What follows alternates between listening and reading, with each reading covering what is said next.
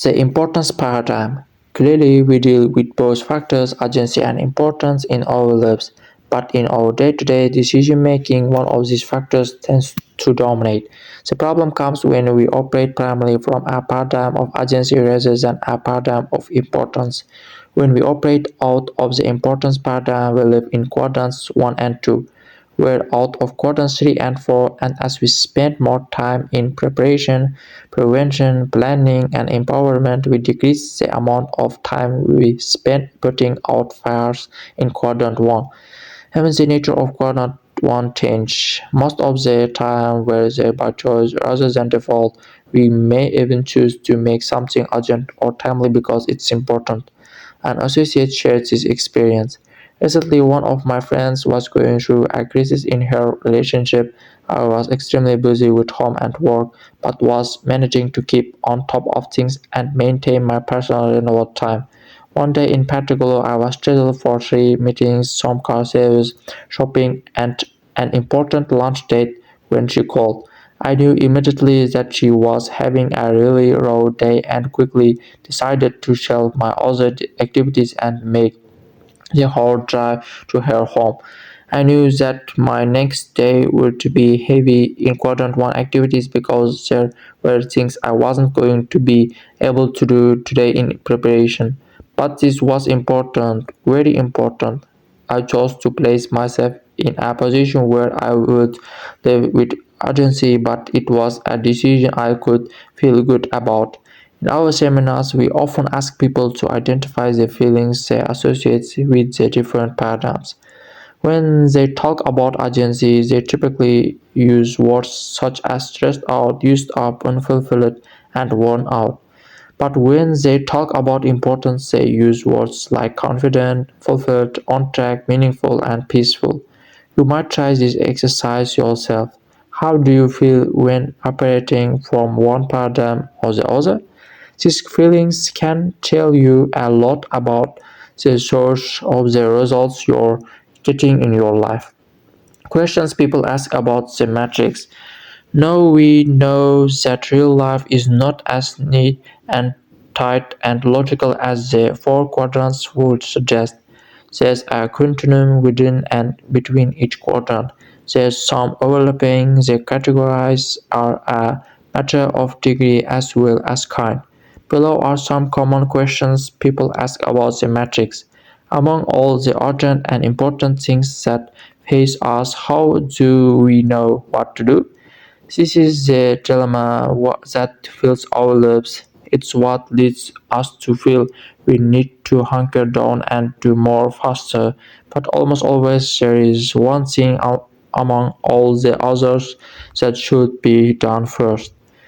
In a sense, there is a quadrant 1 of quadrant 1 or a quadrant 2 of quadrant 2. How we decide what's most important at any given time is one of the primary issues we'll address in the following chapters of this book. Is it bad to be in quadrant 1? No, it's not. In fact, many people will spend a significant amount of their time in quadrant 1. The key issue is why you're there. Are you quadrant 1 based on urgency or importance? If urgency dominates when importance fades, you'll slip into quadrant 3. It's the urgency addiction. But if you're in quadrant 1 because of importance, when urgency fades, you'll move to quadrant 2. Both quadrant 1 and quadrant 2 describe what's important. It's only the time factor that changes. The real problem is when you're spending time in quadrants 3 and 4. Where do I get the time to spend in quadrant 2?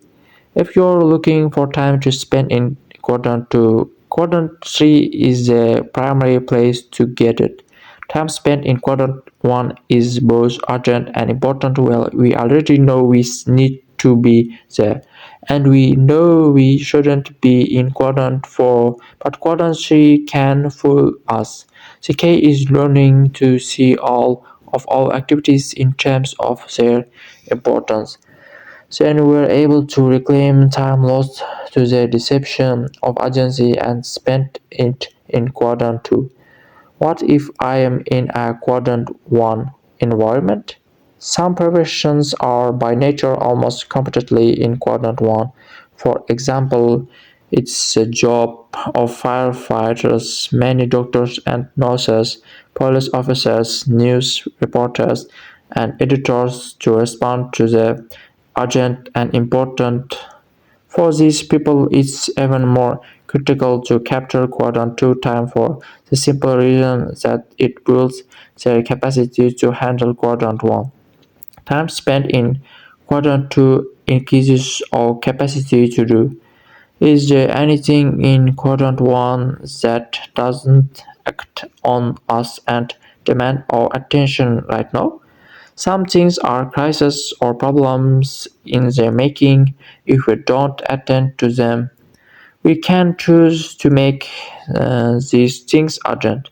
In addition, what might be a quadrant to activity to an organization, such as long-term visioning, planning, and relationship building, may be quadrant one to its top executive. This is his or her unique chart. The need for these things is great, and the consequences of either doing these things or not doing them are significant. The need for that executive is now it's urgent and it must be acted on. The value of the matrix is that it helps us to see how importance and urgency affect the choices we make about how to spend our time. It allows us to see where we spend most of our time and why we spend it there. We can also see that the degree to which urgency is dominant is the degree to which importance is not.